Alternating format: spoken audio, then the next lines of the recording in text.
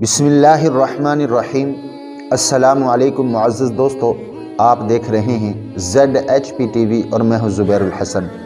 ZHP TV के मुअज़्ज़िज़ दोस्तों, आज हम बात करेंगे नए साल के बारे में, यानी जो 2022 अभी आने वाला है। कुछ ही लम्हे, कुछ ही घंटे रह गए हैं, उसके बारे में बात करेंगे। और मैंने सिर्फ 3 चीज़ों के ऊपर बात करनी है। मेरे मोहतरम दोस्तों, जो भी मेरी ये वीडियो देख रहा है वो थोड़ा सा 1 मिनट के लिए अपने दोस्तों से अलहदा हो और थोड़ा सा सोचे, अपने घर वालों से थोड़ा सा अलहदा हो के अकेले में बैठ के, तन्हाई में बैठकर ये बात सोचे कि यार जो 2021 गुज़रा है, क्या ये मेरा सही साल गुज़रा है। 3 चीज़ें देखनी है।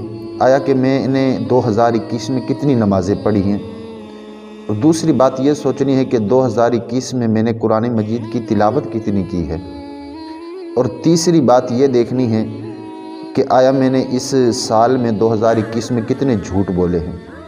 अगर तो आपने कोई झूठ नहीं बोला, अच्छी बात है। कुरान मजीद की तिलावत आपकी चलती रही तो बहुत अच्छी बात है। नमाज़ें आपकी चलती रही, अगर तीनों बातों पर अमल होता रहा तो फिर तो अच्छी बात है।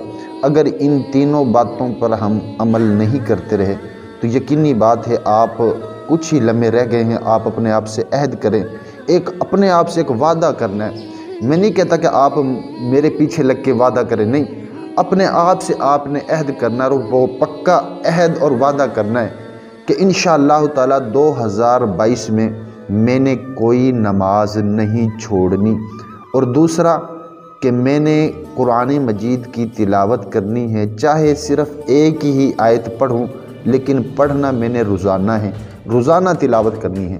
और तीसरी ये बात कि मैंने कभी झूठ नहीं बोलना, ना अपने वालिदैन से, ना अपने दोस्त अहबाब से, ना भाइयों से, ना उस्तादों से, किसी से मैंने झूठ नहीं बोलना, चाहे मेरा लाखों का नुकसान हो जाए। झूठ मैंने कभी नहीं बोलना। अपने आप से अहद करें कि इंशाअल्लाह ताला फिर देखना कि हमारा 2022 कैसा गुजरेगा।